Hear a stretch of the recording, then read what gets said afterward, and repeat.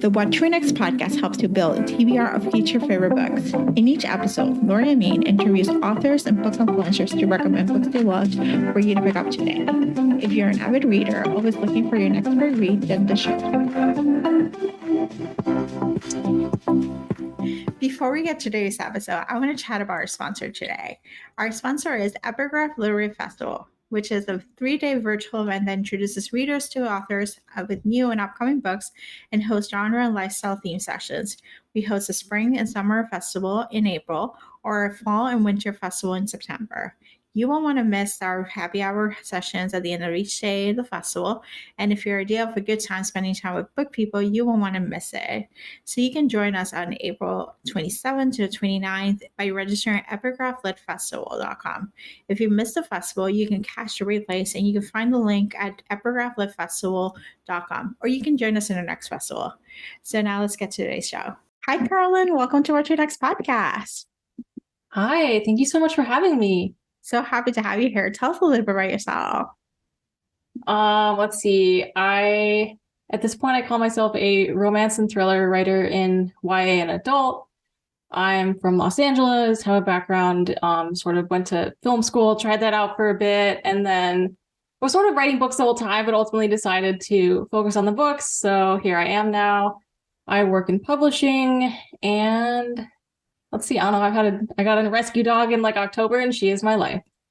All right. So you do what would be like murder or sex, like thrillers and romance are like, these two polar opposites, but they are somewhat driven the same idea. They're page turners, they're engaging, you just involved with it.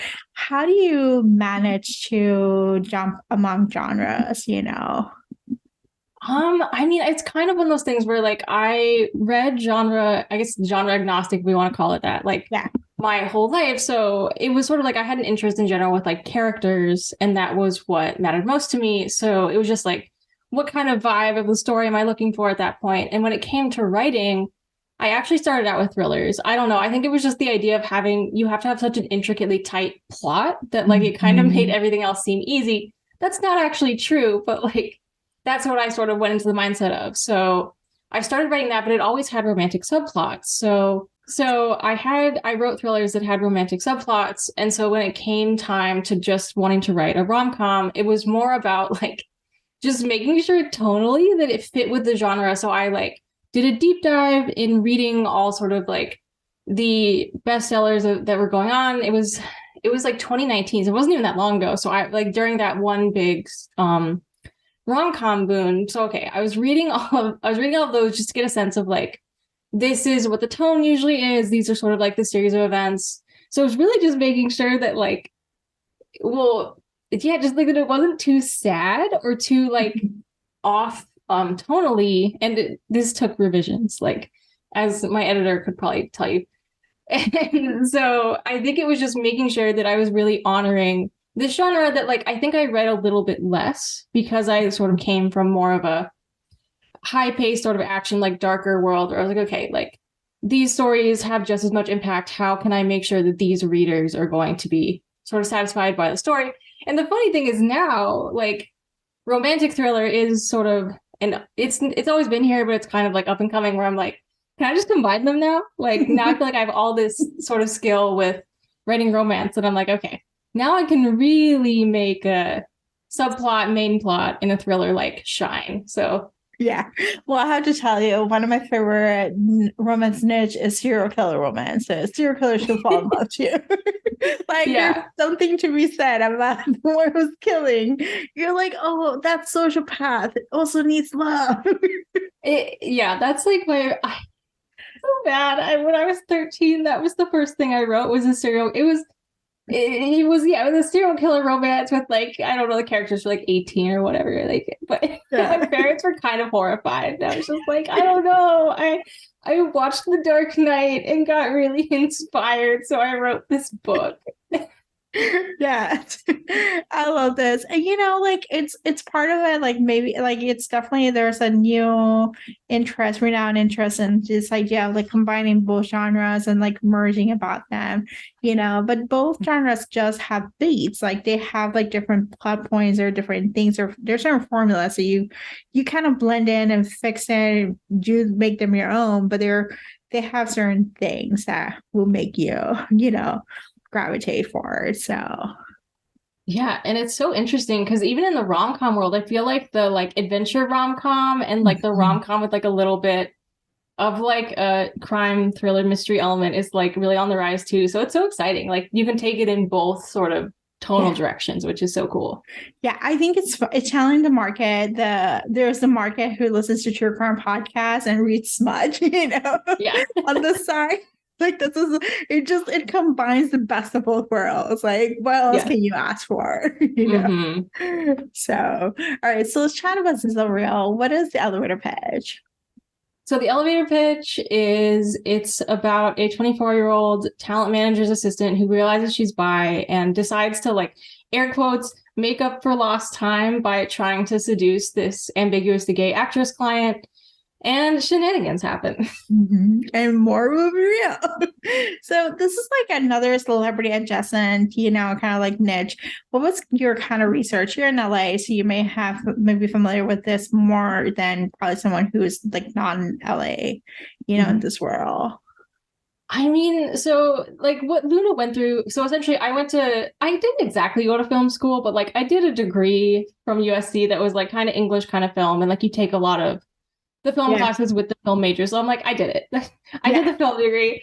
And so I originally wanted to be a screenwriter. And so they like basically say like, there's a couple paths you can go down. Like it's such a people industry that you kind of are just told like, basically you have to network and you have to like do these really difficult jobs, like hard amount of work. And then like your boss kind of treats you like shit.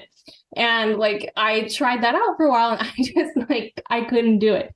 But along the way, I went to the Crazy Rich Asians premiere with my boss, and I just sort of fell in love with rom-coms. And I was just like, okay, I want to sort of put together the feeling of being from this industry and having that like experience of like the assistant in Hollywood and like making it into a rom-com.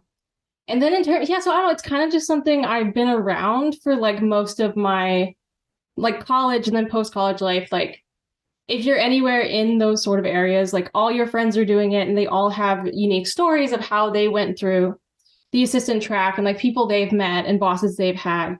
And so a lot of it, like the talent management part is like real stories of like either what I experienced or like it was combining a lot of bosses. Like first of all, it's not based off of like one boss that I've had. It's kind of like taking little quirks from all of them, but it's so interesting because a lot of those executives, it's just fascinating because they seem to lose their ability to like do really basic tasks. And I always wonder, I'm like, I think you were a normal person like 10 years ago. Like, what happened?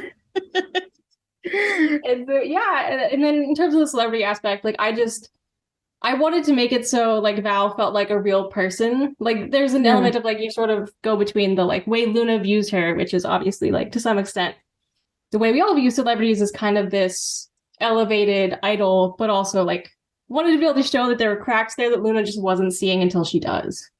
Yeah. Oh, I love this. And yeah, I lived in New York for 14 years. And so I got the New York scene a little different. I was an assistant. I was a professional temp for about 5 of those years. And you get like every sort of boss, every sort of like idea of like workplace, like, you know, ridiculousness, like the expectation and the expectations, like a million girls would like to have this job. You're like, really? Nobody wants to do this, you know, like the low-worst product, you know, mentality. Like, you know, you're like, but you're not good at this. It's amazing. It's really amazing. Yes, and you have your work friends who are your commiserating buddies, you know. So you're just kind of like you get through it. So, all right. So let's chat some book recommendations. What kind of books do you tend to read? So I like read kind of everything. Right now I try to focus in on like I'm trying to establish like what things I want to write. So I try to like read in those areas. So for the most part, I read adult rom-coms, I read adult thrillers, I read YA contemporary, and I read YA thrillers. Like those are kind of my, and then like there's still like fantasy authors from YA that I still follow and stuff like that, but mostly in those niches. All right, so I'm curious with the rom-com, adult rom-com, what was your gateway book? Like which one was your first one? You know, it was actually the X Talk by Rachel and Solomon. Again, she's my friend, so like I wasn't even really fully intending to go into the rom-com space because at the time I was writing thrillers and I was like gung-ho on that. But I read all her YA contemporary and she was like, hey, like I'm writing this adult, like do you want to read it? And I, of course, yes. And so her writing is just so good that I was like, oh wow, like I can see the sort of what this genre probably is. And it's totally worth investing in. And so from there, like then I started reading like, you know, a lot more of like the Allie Hazelwood and the I'm trying of course I can't think of any authors. Like so then I just started reading like everything else that was like popular on the market then. Yep, that's very cool. I always ask that question, like, what was your first romance read? Because sometimes you can see in your mind, you're like, okay, it was really cringeworthy, it was like outdated, or it was like really good, it was like really in alignment, and like it was like it opened up this world of like thousands of books that I can actually binge on. So yeah, I think the newness helped me. Like, I would love to say that I've been reading romance like since long enough back to where you can start saying like, oh, I can see how this like hasn't aged a certain way, or like I can see like really large, like decades long trends. I'm not there yet. I still need to dig deep. It is all good. It is all good. So do you have any books to recommend our listeners to pick up? Oh man, let's see. I mean, so I'm just gonna keep plugging Rachel. Her newest book, Business or Pleasure, is like probably my favorite adult rom-com right now. It's a sex lessons sort of road trip book about this woman who's a ghostwriter, and she has this terrible one night stand. And then the next day she finds out that the one night stand is actually a sort of C-list actor who she got assigned to ghostwrite his autobiography. And so they sort of go around like she goes around learning about him while also he asks her to help improve his sex game, because that's how you deal with an awkward one night stand when you have to write about him. And it's just so fantastic. Let's see. And then otherwise, like I'm kind of like, so because I'm sort of like all over the place, I'm trying to think. I mean, there's a lot of recent adult rom-coms that I really loved. Like I really loved Love in the Time of Serial Killers by Alicia Thompson. That's actually one where we were talking about how like it is mostly a rom-com. That one is about a woman who is doing a true crime PhD, and that's kind of like part of how she sees the world is through the lens of like this idea of like serial killers being everywhere and sort of the true crime mindset that we're all in. And basically she moves over to her dad's house after he passes away to sort of help clean it out and sell it. And the neighbor next door is like this really cute but very like too friendly man. And so she's like, this is a serial killer. And like, meanwhile, he's just like a nice, normal dude. And it's really, really sweet rom-com that has just sort of that. It's just fun when the protagonist is kind of weird.